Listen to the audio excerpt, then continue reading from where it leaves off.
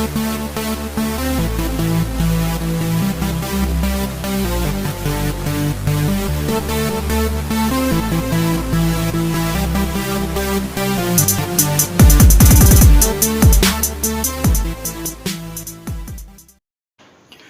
happy Sunday racing, bayang karerista. Bago tayo magsimula, shoutout lang tayo saglit kay Boss Jesus Ramirez. Good luck, Boss. Happy racing.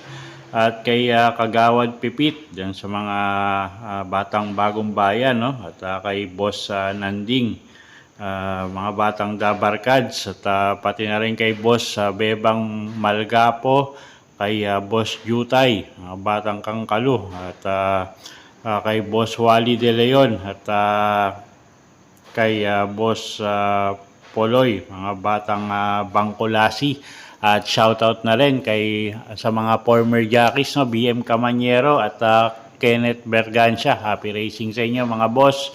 Good luck. At yun nga, araw tayo ng linggo, November 19, 2023. At 12 karera tayo for Sunday racing. At maganda nga yung lineup natin ngayon, no?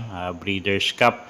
So, medyo mga dekalidad yung tatakbong kabayo. Okay, 12 races nga. Start time, alas 2 ng hapon yung race 1. Okay, so simulan na natin yung mga giya natin para sa araw ng linggo, November 19. Okay, race 1 tayo. Start ng first pick 6. Special race agad to, no? First choice natin. Distansya pala, 1,400 meters. First choice natin, numero 9, Mythic Layla. John Alvin Guse, yung sasakay dyan. Medyo maganda yung numero niya. Makakapwesto agad to, no? At isang deremating kabayo. Second choice natin, yung numero 5 na si Money for Gabriel, JM Estorque, yung sasakay dyan. Although hindi natin alam, no? Nahulog kasi to si JM Estorque at kung makakasakay. So, siya yung second choice natin, numero 5, isang dibanderang kabayo. At third choice natin dito, numero 7, Walking on Sunshine. Sasakay naman yan ni Ace Aguila. Pwedeng iuna, pwedeng isunod din yan. Okay, so dito sa race number 1, first choice natin, numero 9, Mythic Layla. Second choice, numero 5, Money for Gabriel. At third choice, numero 7, Walking on Sunshine. Okay, race 2 tayo. Start ng first pick 5. 1,600 meters ang distansya. Marho Breeders 3-year-old Colt Mile, no? So, mga 3-year-old na lalaki. So, first choice natin, numero 4, Jaguar. Mukhang lamang sa laban, no? At napakagaang ng laban niya ngayon. Jeff Sarate yung sasakay dyan. Tingin ko lamang na to. At kung kukuha kong pang protection dito, siguro yung numero 3, Sonic Clay. Isang up and coming horse. Sasakay ni apprentice rider si A. Reyes. Okay, so dito sa race 2, single ko na to, numero 4, Jaguar. Kung gusto nyo pang protection, pwede yung numero 3, si Sonic Clay. Okay, race 3 tayo. Ito na yung Ambassador Eduardo Coangco Memorial Cup, no? 2,000 meters ang distansya natin dito. Start ng winner take all, puro imported na kabayo, magagaling na kabayo. Okay, first choice natin, numero 6, Righteous Ruby. Tingin ko angkop yung distansya, no? 2,000 meters nga, JB Hernandez, at kakaunti lang sila. So, tingin ko kayang-kayang rumemate dahil nga sa haba. At second choice natin dito, yung numero 2 na rin, na sobrang eager rin ngayon, yung numero 2 na Treasure Hunting. Sasakay naman ni Jan Alvin Guse. Kabisado rin ng hinete yan. So, tingin ko siya yung magiging kalaban na rin dito. Okay, so dito sa race number 3, first choice nga natin, numero 6 na si Righteous Ruby. At second choice natin yung numero 2 na rin na si Treasure Hunting. Okay, next race tayo, race number 4. 2-year-old juvenile Phillies. So, mga 2-year-old na babaeng kabayo, no? Distansya natin 1,400 meters. Okay, mga baguhang kabayo to, no? So Wala pang mga pirming takbo to. First choice natin, numero 9, Amor My Love. CBR Donya yung sasakay dyan. Tingin ko siya yung pinaka-experience sa takbuhan dito, no? So, siya yung first choice nga natin. Second choice, yung numero 3 na rin na si Over Assuming. JM Storke naman yung sasakay dyan. At medyo magaganda rin yung mga huling tinatakbo nito, preba, no? At third choice natin, pangdehado, yung numero 1 na si Made for Trophy, sasakan ni Kelvin Abobo. Okay, so sa race 4, first choice nga natin, numero 9, Amor My Love. Second choice, numero 3, Over Assuming. At third choice, numero 1, Made for Trophy. Okay, race 5 tayo. Start ng second pick 5. 2-year-old juvenile colts. Mga 2-year-old na lalaki naman, no? At mga baguhang kabayo nga rin. So, pero tingin ko lamang yung couple entering numero 3, no? Spolarium at Bill Jordan. 1,400 meters ang distansya, isang de bandera, isang de remate. So, tingin ko lamang itong dalawang to. Sa kanya ni Patty Dilema at Elvin Abrea. Mga kabisado naman nila yan. So, tingin ko lang magiging problema. Second choice natin, yung numero 4 na rin, na si Morning After. Kelvin Abobo naman yung sasakay dyan. Medyo may kagandahan din yung preba niya para sa distansyang 1,400 meters. Okay, so sa race 5, first choice, couple entering numero 3, Spolarium at Bill Jordan. At second choice natin, numero 4, Morning After. Okay, race 6 tayo. Marho Breeder Sprint. So 1,000 meters sprint race, no? Mga matutuling kabayo. Start to ng second winner take all. First choice natin dito yung numero 1, Gusto Mucho. Jan Alvin Guse. At pag nakakuha ng balya to, tingin ko malaki panalo. Kaya nga, bagay anybody's race to, no? Lahat to may panalo. Pagandahan na lang talaga ng lundag to. Ika nga, breaks of the game.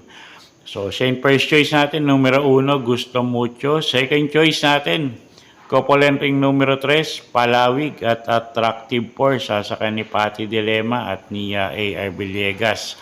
So, dito sa race 6, first choice nga natin, numero 1, Gusto Mucho.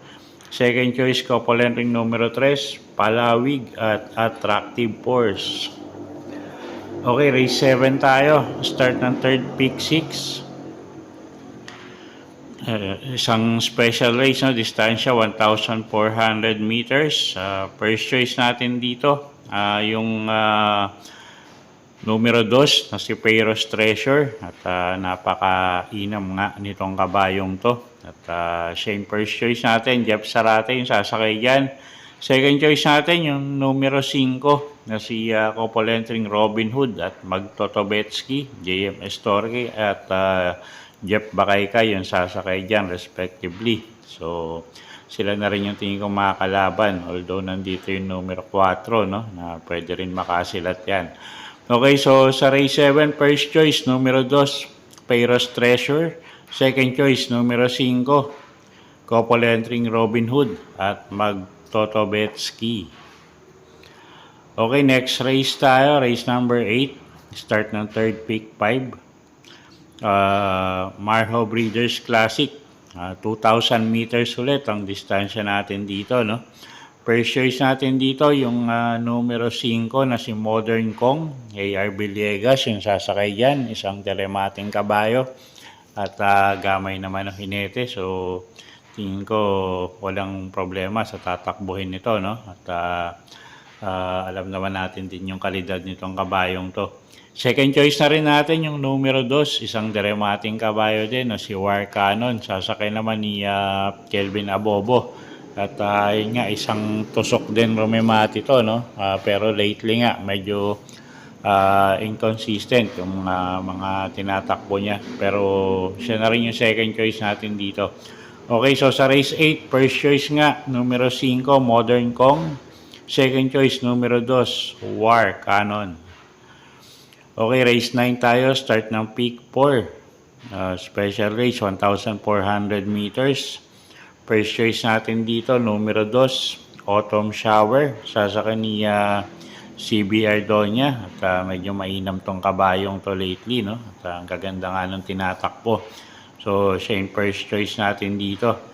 Second choice natin yung numero 8 na si Golden Charger. Si A. Reyes naman yung sasakay dyan. Ito, lately, improving tong kabayong to, no? Isang deremating kabayo. At tingin ko, mapaaga lang yung alis nito. Malaki panalo. So, siya yung second choice natin dito. At third choice, yung numero G's na si Sundance. Dyan, Alvin Guse yung sasakay dyan.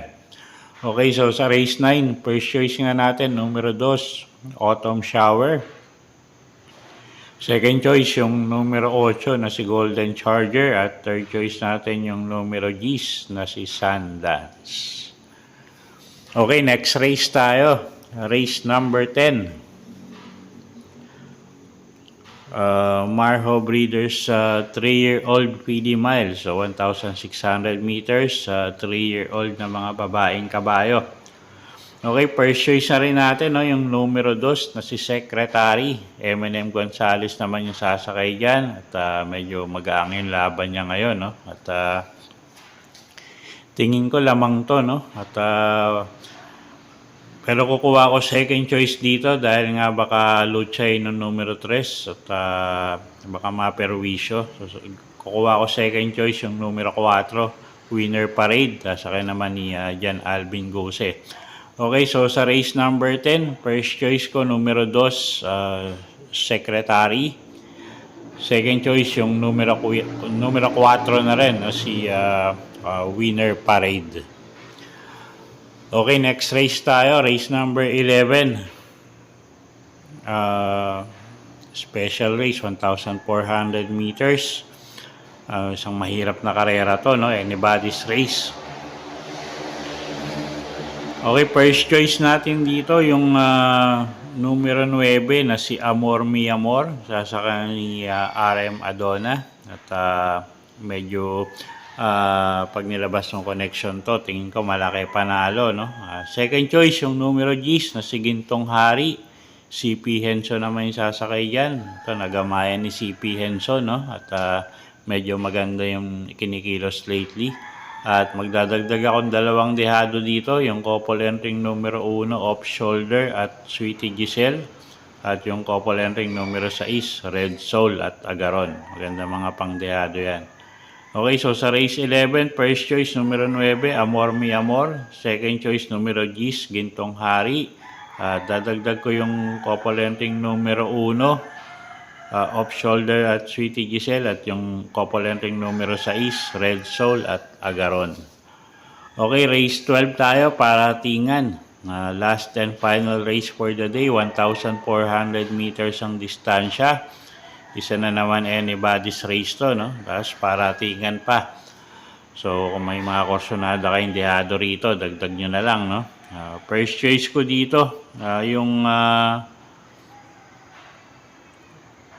numero 9 na si Southern Man, O'Neal Cortez yung sasakay dyan. Pwedeng iuna, pwedeng isunod, no? So, siya yung first choice natin dito. Second choice, yung numero 3 na si Iris. Sasakay naman ni RM Madonna. At yun nga, medyo may igitong kabayong to, no? Talagang may problema nga lang.